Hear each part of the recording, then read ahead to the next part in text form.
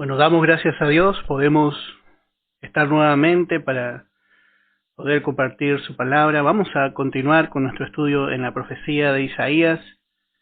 En el capítulo 28 vamos a leer desde el verso 17 en adelante. Y vamos a leer en el nombre de Jesús. Y dice la palabra, y ajustaré el juicio a cordel, y a nivel la justicia, y granizo barrerá el refugio de la mentira, y aguas arrollarán el escondrijo. Bueno, habíamos visto que estas cosas, estos refugios, eran los que Israel había ido a buscar a Egipto, en la mentira, en toda esa manera que el hombre trata de crear, aparte de la manera, de la forma que Dios estableció. Y note que dice que iba a caer sobre todo este escondrijo, sobre todos estos falsos refugios, iba a caer granizo. Y esto habíamos visto también que es parte del juicio de Dios. En Romanos capítulo 1, en el verso 18, dice, porque la ira de Dios se revela desde el cielo. Note que esta ira es celestial contra toda impiedad e injusticia de los hombres que detienen con injusticia la verdad. Bueno, el hombre no puede detener la verdad con un hecho conocido como el pecado. El pecado que comúnmente nosotros muchas veces vemos que pasa en el noticiero, en el cual todos están de acuerdo que están mal. Pero aquí lo que está hablando el apóstol Pablo y está declarando como impiedad e injusticia, está hablando de estas falsas religiones que el mundo, sostiene como una manera de acercarse a Dios. Es una manera que el enemigo muy sutilmente y muy hábilmente ha creado para que el hombre se refugie en una religión, se refugie en una forma, por supuesto, una forma totalmente lejos de la manera de Dios, una forma de mentira. Y dice que la ira de Dios se revela, dice, desde el cielo. Así dice que iba a caer granizo. Y especialmente esto nos habla del tiempo del fin, donde Dios va a juzgar. Dios va a juzgar toda religiosidad. Y sabemos que el mundo tiene un centro de religiosidad, que es la gran ramera, esta iglesia falsa, a la cual se unen toda la cristiandad. Toda la cristiandad, cuando hablamos de cristiandad, tengo que aclarar, no estamos hablando de la iglesia, solamente de la iglesia, de la verdadera iglesia. La verdadera iglesia forma parte de aquellos que están dentro de la cristiandad. Pero como vamos a ver, dentro de la cristiandad está la iglesia, la cristiandad está formada por la iglesia, pero está formada también por aquellos que se llaman cristianos. Por eso vamos a ver que Pablo le llama a esta cristiandad como una casa, dice, donde hay vasos para honra y vasos de deshonra. Cuando hablamos de la cristiandad, no estamos hablando de la iglesia solamente, sino que estamos hablando de todo. Hay algunos que son salvos y otros que no. Pero vemos que la cristiandad está unida realmente a esta mujer. Y esto está fuerte, muy fuerte en este tiempo, por medio del ecumenismo. El ecumenismo es un conjunto de todas las religiones que hay en esta tierra. Total, todas hablan de Dios, todos somos hermanos, dice. Había un coro que cantábamos cuando éramos muy pequeños y decía, dame la mano, me acuerdo, y mi hermano serás. Y no es así. No es así. Yo no voy a abrazar a nadie y le voy a llamar hermano si no acepta a Jesús en su corazón. No es así. No es que todos los que hablamos de Jesús que todos los que hablan de Dios somos todos hermanos, porque algunos se llaman a sí mismos hermanos, pero ellos no aceptan realmente a la obra de la cruz como el único mérito para alcanzar salvación. No pasan por el Calvario. Entonces jamás, nunca ni jamás es por darle la mano. Y bueno, pero vemos que es muy popular esa canción. Especialmente, hermano, hace cuántos años se canta, y a veces se cantaba también, yo me recuerdo en nuestra congregación, hasta que un hermano, me acuerdo, también enseñó, dice, no, esto no podemos cantar, dice. Pero note que esto entra en la gente. Entonces, ya la gente piensa que es por obras, por asistir a una reunión, entonces ya es salvado. Entonces vive una vida religiosa, pero nunca recibe a Jesús, nunca nace de nuevo. Y esta es una forma muy sutil en la que Egipto ha provisto, especialmente la religión, falsas expectativas de seguridad al hombre. Pero dice que la ira de Dios se manifiesta, dice. La ira se manifiesta y se va a seguir manifestando. Se va a seguir manifestando. Contra toda impiedad e injusticia de los hombres, dice que detienen con injusticia la verdad.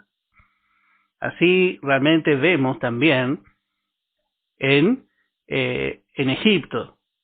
Y no vamos a detenernos mucho, pero vemos a Janes y Jambre, los hechiceros de Faraón, deteniendo el avance de la verdad con milagros mentirosos, con imitaciones.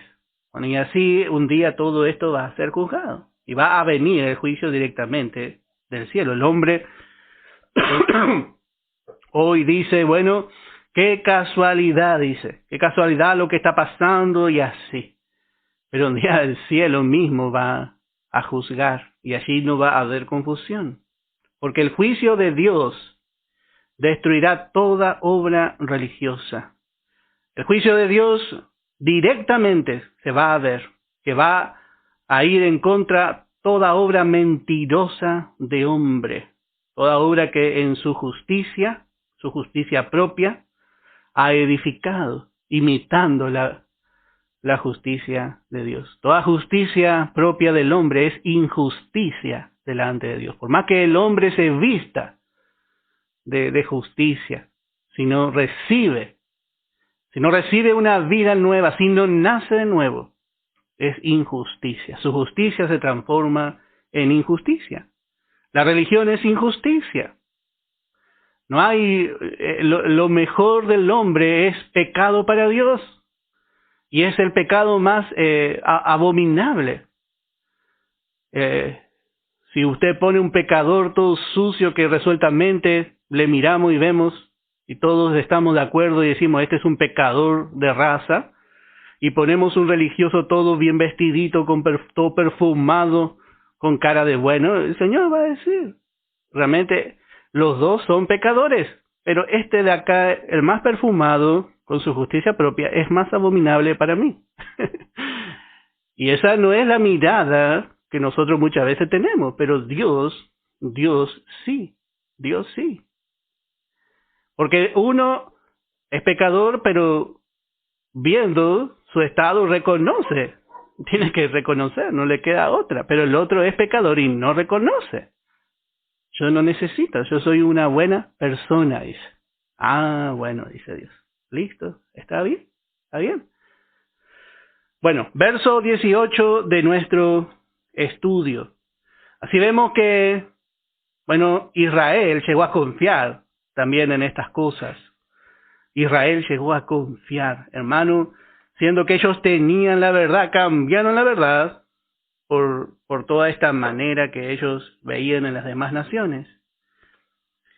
Y dice, y será anulado vuestro pacto con la muerte, y vuestro convenio con el Seol no será firme. Cuando pase el turbión del azote, seréis de él pisoteados. Y habíamos visto que esto representa también el pacto que ellos tendrán con el anticristo.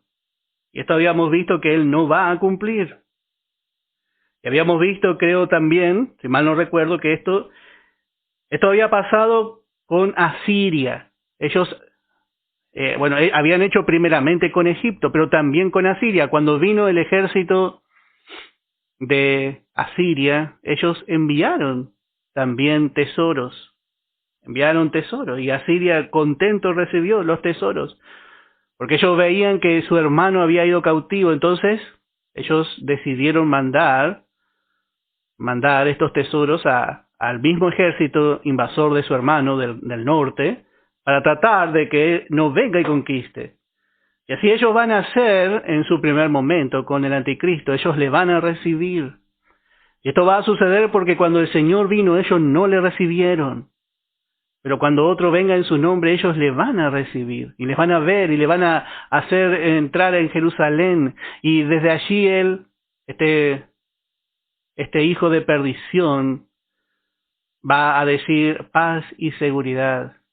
Van a hacer un pacto, va a haber un pacto. Pero por supuesto, el padre de mentira no puede cumplir, no va a cumplir este pacto con Israel, sino que lo va a pisotear. Y vuestro convenio, dice, con el Seol no será firme, no va a ser firme, no va a durar mucho, va a ser anulado, va a ser sin validez. Bueno, verso 19. Luego que comience a pasar, él os arrebatará, porque de mañana en mañana pasará, de día y de noche, y será ciertamente espanto el entender lo oído. Bueno, ellos en medio de la tribulación, ellos se van a dar cuenta de lo que está ocurriendo. Dice, luego que comience a pasar, luego que ellos estén en el juicio, dice, él os arrebatará, dice, él se va a mostrar como es. Porque de mañana en mañana pasará, y de día y de noche. Y será ciertamente espanto el entender lo oído. Ellos se van a dar cuenta, cuando ellos se sientan traicionados por este hombre, que ellos habían tenido en su tierra al verdadero Mesías y príncipe. Entonces dice que va a ser ciertamente espanto el entender esto. Esto le va a pasar a Israel. Esto le va a pasar a Israel durante la tribulación. Y esto también nos muestra que Israel, cuando iba a venir Babilonia, ellos se iban a dar cuenta de que se burlaron del profeta Isaías y se burlaron de sus profecías. Pero se habían burlado en sí de la palabra de Dios. Y esto le iba a hacer tener terror, le iba a sobrevenir terror, se iban a espantar, pero ya tarde. Esto iba a ocurrir especialmente cuando Nabucodonosor, el rey de Babilonia, venga y le lleve. Así que vemos cómo muchas veces ocurre también con la palabra que se da. Muchas veces se menosprecia la palabra, pero debemos realmente dejar que la palabra entre en nuestro corazón. Dios siempre avisa antes. Dios, hermano, todas las cosas que se escribieron para nosotros, para que nosotros seamos sabios. Y habíamos visto que cuando el necio es corregido, dice que el sabio pone en su corazón, dice, considera, dice, la casa, dice, del necio. Está mirando atentamente. Y esto, hermano, es para que nosotros podamos ser sabios. Israel no consideró la palabra. Y luego ya fue tarde cuando se dieron cuenta. El Señor viene. La venida del Señor está cerca. Y cuando el Señor nos está mostrando que su venida está cerca. El tiempo está cumplido. Pero nosotros buscamos tratar muchas veces de sacar nuestra atención de estas cosas y ocuparnos de otras cosas que nos distraen de lo que está ocurriendo. Así hizo Israel. Ellos empezaron a mirar otras cosas. No, dice, porque nosotros vamos a hacer así. Se empezaron a ocupar, pero la palabra de Dios seguía su curso, se estaba cumpliendo mañana tras mañana, noche tras noche. La palabra de Dios continuaba su curso. La palabra se seguía cumpliendo y así es hasta el día de hoy. Así es hasta el día de hoy. Y dice en el verso 20, y la cama será corta para poder estirarse. Estos ejemplos que usó Dios para hablar a su pueblo. La cama será corta, dice, para poder estirarse, y la manta estrecha para poder envolverse. Viene el juicio, viene el juicio. Y note que Dios le está mostrando lo que ellos iban a buscar. Iban a buscar un lugar donde descansar, un lugar donde estar seguro, donde tener un poco de descanso. Pero nada le va a dar verdadera seguridad ya en ese momento. Especialmente esto nos habla, ellos van a buscar esta seguridad en el anticristo. Pero al final es como cuando uno compra una cama y le queda corta. Nosotros compramos un somier y yo a veces, si me estiro muy bien, me sale un poco el pie y se ríe mi esposa, porque me sale el pie para afuera. Y es un poco incómodo porque tengo que dormir un poco de lado, pero ya estamos acostumbrados, pero al principio fue un poco incómodo. Pero hermano, así le iba a pasar a Israel por hacer pacto con el anticristo. Y no vamos a entrar porque yo sé que vamos a tocar un poco más adelante, lo estamos viendo, pero estamos viendo cómo la palabra les muestra a ellos realmente y cómo nos muestra a nosotros. Quedó corta la cama, hermano, queda corta la cama. Quizá trabajó y trabajó para comprar y compró, trajo, acomodó, se acostó y al final no le dio descanso lo que compró, lo que tanto llegó a obtener con tanto sacrificio, lo que tanto le costó. Y así va a ser realmente todo aquel que confíe en ese tiempo, en este hombre. El anticristo va a prometer muchas cosas. Él se va a mostrar como la solución, pero no va a dar un verdadero descanso. Verso 21. Porque Jehová se levantará como en el monte Perasim, como en el valle de Gabaón. Se enojará para hacer su obra, su extraña obra, y para hacer su operación, su extraña operación. Y esto vemos cómo va a ser en aquel tiempo. En aquel tiempo, dice, Jehová se iba a levantar como en el monte Perasim y como en el valle de Gabaón. En el monte Perasim Dios se levantó por David, esto en contra de los filisteos. Y 2 veces se levantó el pueblo de los filisteos contra David, y Dios los azotó como a las aguas, dijo David. Dios, las 2 veces David consultó con Jehová, y Dios trajo una gran victoria. Dios le había dado la victoria.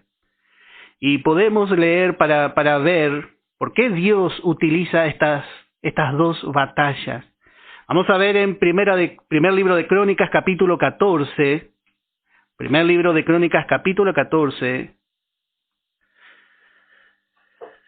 Dice en el verso 16. Dice, hizo pues David como Dios le mandó, y derrotaron al ejército de los filisteos desde Gabaón hasta Geser. Y la fama de David fue divulgada por todas aquellas tierras, y Jehová puso el temor de David sobre todas las naciones. Bueno, este fue el resultado. Dios puso el temor de David, el temor de que Dios estaba luchando por su siervo, y esto sobre todas las naciones. Y si comparamos también con el libro de Josué en el capítulo 10, Libro de Josué, capítulo 10, para ver qué tienen en común. Capítulo 10 del libro de Josué, y dice en el verso 10, y Jehová los llenó de consternación delante de Israel, y los hirió con gran mortandad en Gabaón, y los siguió por el camino que sube a Bet-Orón, y los hirió hasta Aseca y Maceda. Así hizo Josué. Y dice que Jehová llenó a las naciones de consternación. Y esto es lo que Dios va a hacer también. Se va a levantar, dice, como en esos días. Y el mundo va a llenarse de consternación. De consternación. Pero no va a ser como en este tiempo. En este tiempo el mundo tiene un poco de consternación. Porque puede pasar. Porque alguien puede llegar a perder un familiar. El mundo tiene un poco de temor. Pero no va a ser así, en este nivel. Realmente el mundo va a tener un terror que le va a consternar de tal manera que realmente va a haber, hermano, algo nunca ni jamás visto sobre el mundo. Porque esto le facilitó a Josué y a David conquistar a esas naciones y vencerlas.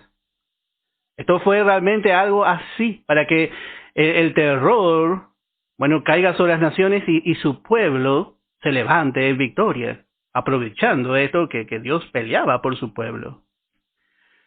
Pero en este caso, Dios se iba a levantar de esta forma contra su pueblo. Por eso, a este juicio, Dios le dice, se enojará para hacer su obra. Primeramente le llama su obra. Y dice, su extraña obra. Y para hacer su operación. Y dice, su extraña operación. Es extraño que Dios se levante en juicio. Que se levante de esta manera en juicio, porque Dios es misericordioso. Es algo extraño que Dios se levante en juicio primeramente. Y es más extraño aún que se levante en juicio contra los suyos. Esto es algo extraño. Aunque a veces escuchando hablar a muchos, especialmente en este tiempo, parece que algo normal. Pintan a Dios como que está esperando que el creyente a veces se equivoque para darle un chicotazo ahí por la espalda. Pero esto es algo extraño. La palabra nos muestra así. Y especialmente cuando se levanta contra su pueblo. Esto es algo raro, dice la palabra. Es algo extraño que Dios haga juicio. Porque Él no se complace de hacer juicio. Él se complace más bien en la misericordia. De Dios es hacer misericordia. Pero como el hombre desconoce a Dios porque muestra un Dios que es realmente furioso y airoso.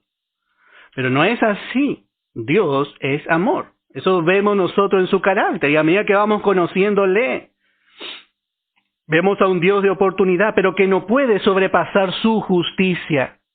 En su justicia Él tiene que juzgar muchas veces. Y en su justicia, hermano, Él envió a su Hijo. Y en su justicia, Él juzgó a su propio Hijo en la cruz para que el hombre nos lleve el juicio. Pero qué grande fue su amor. Qué grande fue su amor. En la cruz, anoche hablábamos con un hermano y decíamos que en la cruz dice la justicia y la verdad. Dice, se abrazaron, se besaron. Se besaron por un momento. Porque Dios mostró por un lado que Él es justo, que Él tiene que juzgar. Pero por otro lado, Él proveyó a su único Hijo para no juzgar a su creación. Y si esto, hermano, no es amor. Hermano, si nos llegamos, el hombre razona el amor de Dios. Razona y dice, ¿por qué hay tantas pestes? Si Dios existe y si Dios es tan bueno, ¿por qué castiga?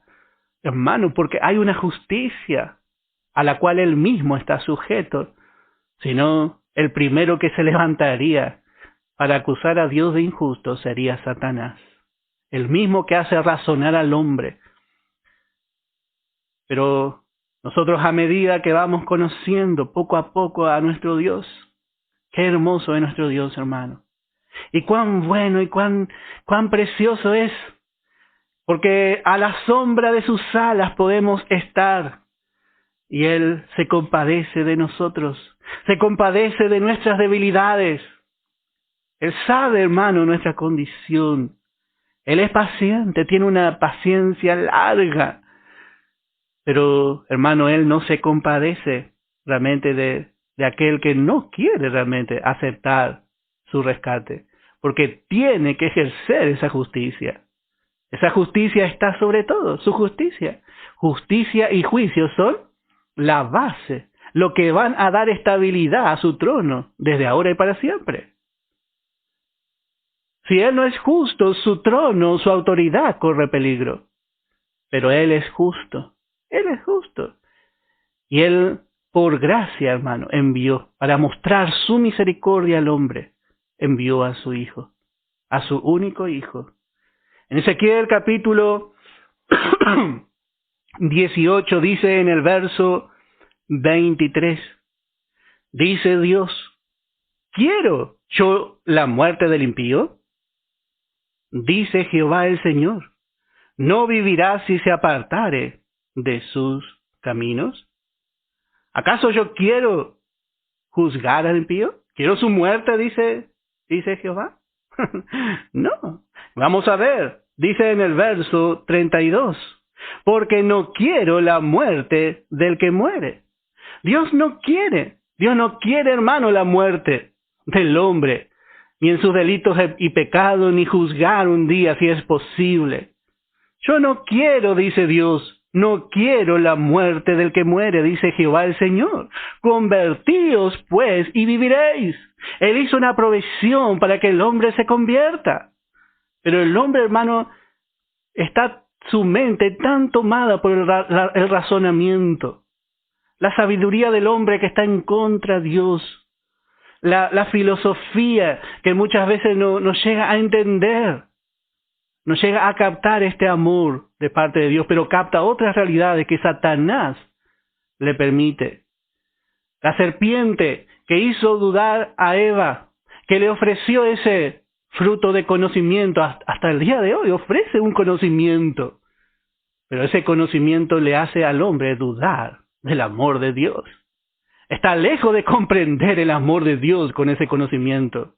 Pero la sabiduría que es de lo alto es pacífica, es pura y es llena de misericordia. Cuando nosotros empezamos a inundarnos de esta sabiduría celestial, bueno, nosotros empezamos, hermanos, a conocer el corazón de Dios. Ninguna persona que se llene de esta sabiduría va a ser duro.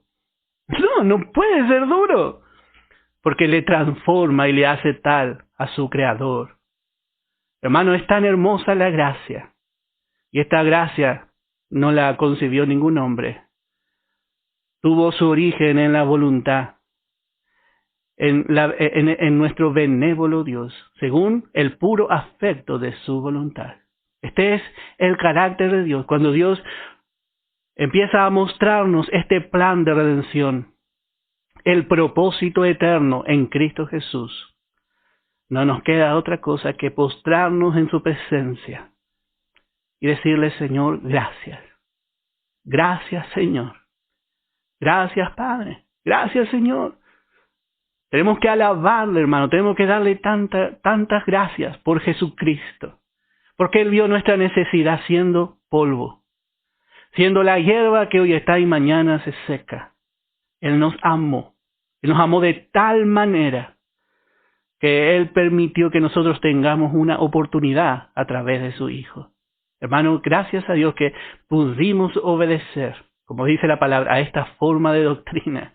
Que hemos podido obedecer, que hemos podido realmente, a través de la obra del Espíritu Santo, ser convencidos de nuestra necesidad y haber llegado a los pies de nuestro Señor Jesucristo. Hermano, qué grande es nuestro Señor. El juicio no es lo que a Él le gusta hacer. No, no, no, no. Realmente es su obra extraña. Es su extraña operación. En Ezequiel capítulo 33 dice en el verso 11. Ezequiel capítulo 33 en el verso 11. Diles, vivo yo, dice Jehová el Señor, que no quiero la muerte del impío, sino que se vuelva el impío de su camino y que viva.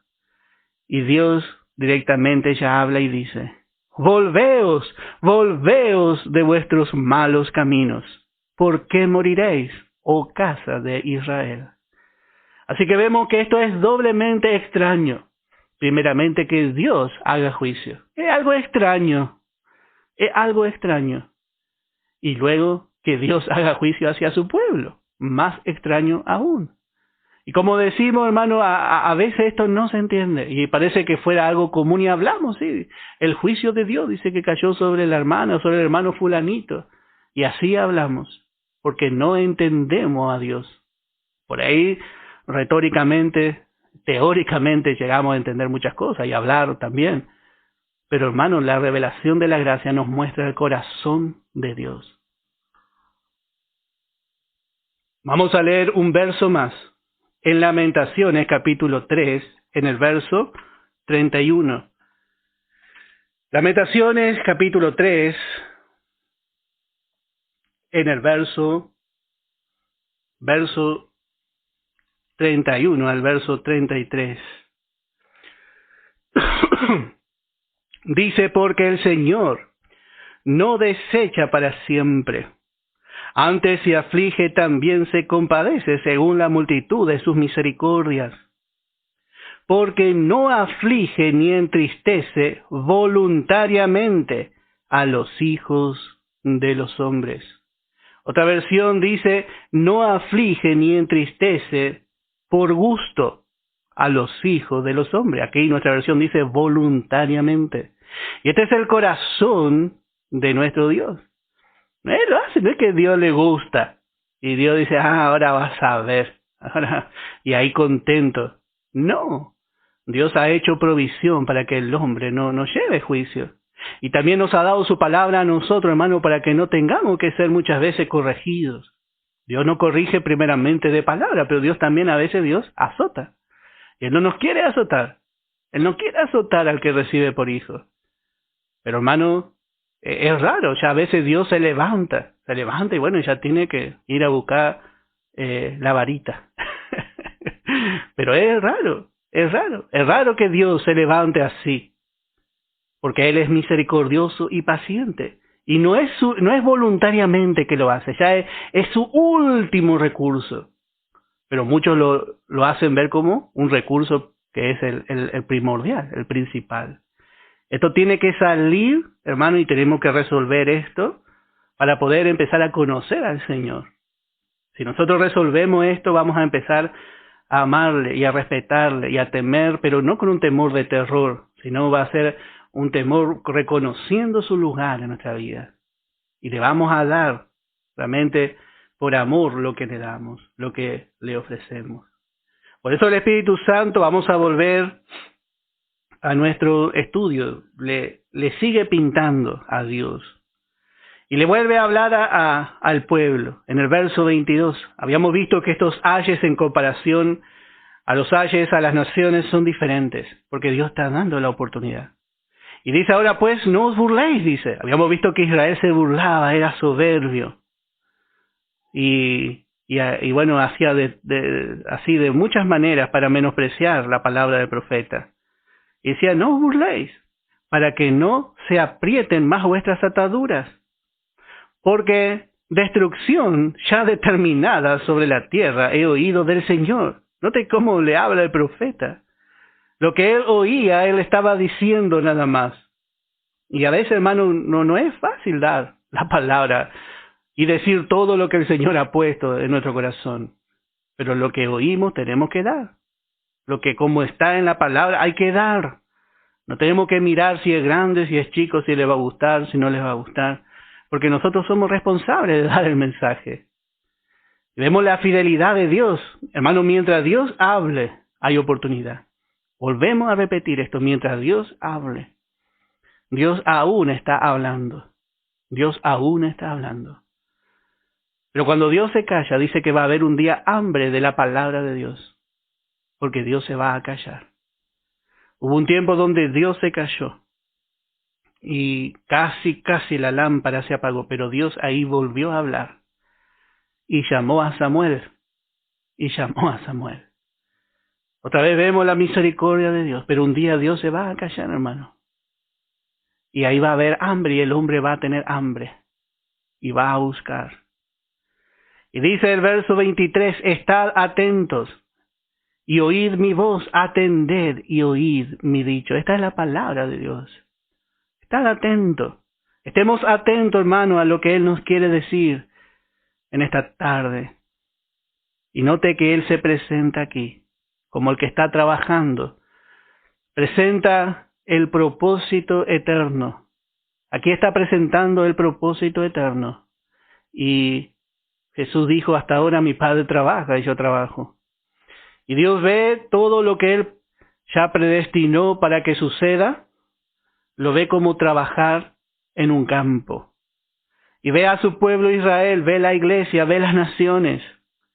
Y dice, el que ara para sembrar, arará todo el día. Romperá y quebrará los terrones de la tierra. ¿Será que el que ara va a arar nomás todo el tiempo? Así vemos en las dispensaciones, en las diferentes etapas de estos miles de años que han sucedido desde Adán hasta el día de hoy, Dios no ha efectuado juicio todo el tiempo, sino que Dios ha arado un tiempo. El que trabaja en el campo primeramente ara. Y así vemos a Dios como un granjero, parece. En cada momento, Él hizo algo. En cada tiempo Él ha hecho algo. Y ha usado diferentes herramientas también. Y primeramente dice, el arado. ¿Ara todo el tiempo? No, dice. Porque dice, romperá y quebrará los terrones de tierra constantemente. ¿Será que Dios ara nomás todo el tiempo? No. Primeramente hay que arar, luego sembrar, para luego cosechar. Y así es Dios. Dios sigue todos estos pasos en su propósito. Dios sigue todos estos pasos en las naciones. Dios sigue todos estos pasos en Israel. Y Dios sigue todos estos pasos, está siguiendo todos estos pasos también en la iglesia. Así en nosotros. Primeramente Él rompe con fuerza. Porque tiene que preparar la tierra para que reciba la semilla. Pero no puede todo el tiempo estar rompiendo. No, porque si no, ¿cuándo va a venir la cosecha? ¿Cuándo va a venir la cosecha? Y así prepara la tierra. Y luego dice, cuando ha igualado su superficie, no derrama el eneldo, siembra el comino, pone el trigo en hileras y la cebada en el lugar señalado, y la avena en su borde apropiado. En cada lugar Él va poniendo.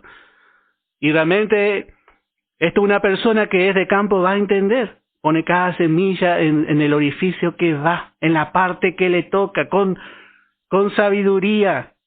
Este es nuestro Dios. Así está haciendo desde que comenzó el tiempo.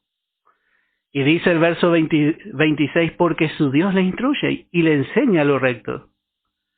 Y dice el verso 27 que el eneldo no se trilla con trillo, ni sobre el comino se pasa rueda de carreta.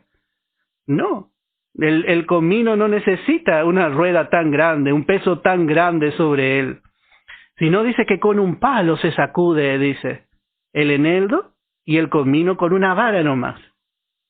El grano se trilla, pero no lo trillará para siempre. Ni lo comprime con la rueda de su carreta, ni lo quebranta con los dientes de su trillo. Así Dios tiene una herramienta para cada momento. Y una vez que Él cosecha, no termina el proceso allí. Dios sigue trabajando hasta que toma ese grano y lo trilla. Bueno, si es trigo, lo va a trillar. Pero si es comino, dice, con una vara nomás le va a pegar, hasta que hace lo que quiere, hasta terminar en nosotros su proceso de refinamiento. Pero con cada grano no se hace de la misma manera. Dios no va a tratar con las naciones de la misma manera que va a tratar con Israel. Y Dios no va a tratar con la iglesia de la misma forma que trata con las naciones. Con cada parte, con cada uno, Dios tiene una manera. Con cada uno de nosotros, Dios sabe lo que necesitamos. Dios tiene un proceso diferente. Por ahí somos comino. Dios no nos va a poner una rueda pesada porque no necesitamos una rueda pesada. Pero por ahí somos un grano de trigo y necesitamos una rueda pesada que pase sobre nosotros para quebrantar, para refinar. Necesitamos quizá un proceso diferente. Quizá necesitamos una lucha más pequeña, una lucha más grande en este momento. Pero Dios en su sabiduría está haciendo. Él es el granjero sabio. Y muchas veces nosotros, hermanos, queremos dudar de lo que Dios está haciendo. Pero el que ve la necesidad y el que es sabio es Dios. Conforme a su sabiduría va a salir el resultado, hermano. Y agradecemos que es así. Por eso el hombre en este proceso no puede participar. El que hace este proceso con sabiduría y el que va a lograr al fin este proceso de refinamiento en su vida, en nuestra vida, en la nación de Israel, el que va a sacar de la esposa, lo mejor, el que va a sacar de la iglesia a la esposa de Cristo, va a ser Dios a través del poder del Espíritu Santo, a través de lo que Él está viendo. Él es, dijo Jesús, yo soy la vid verdadera, y mi Padre, dice, es el labrador, dice. Y Él está cortando. Él sabe qué es lo que necesitamos. Él ahí quizá a veces tiene que entrar con su mano lejos, porque es muy tupida la rama que hay. Y va y corta ahí donde nosotros menos pensamos. Pero Él sabe lo que está haciendo. Y al fin va a haber mucho fruto para su gloria. Por eso termina diciendo este capítulo, también esto salió de Jehová. Israel quizá no va a entender, quizá va a entender al fin del milenio recién. También esto salió de Jehová de los ejércitos, para hacer maravilloso el consejo y engrandecer la sabiduría. Damos gracias a Dios. Lo único que podemos hacer es alabar la sabiduría de Dios. Dijo el apóstol Pablo, porque ¿quién le dio primero? Dice. ¿Quién le dio primero? Entonces, por Él, para Él, son todas las cosas. Y empezó a alabar al Señor cuando vio esto. Y así, hermanos, es cuando nosotros empezamos a entrar, un poquito nomás. Hermanos, estamos mojando los pies todavía. Pero queremos alcanzar a conocer más de esta sabiduría. Queremos engrandecer la sabiduría de Dios. Queremos realmente poder llegar a entender más y más. Y esto, hermanos, llega a ser realmente algo que nos va a atrapar. Llega a atraparnos de tal manera, hermano, que parece que no podemos dejar de querer conocerle. Y bueno, damos gracias a Dios, hermano. Hoy hemos podido terminar este capítulo 28, que realmente nos sorprende de la riqueza que tiene, hermano. Hay más. Y seguramente usted va a encontrar más. Que el Señor les bendiga.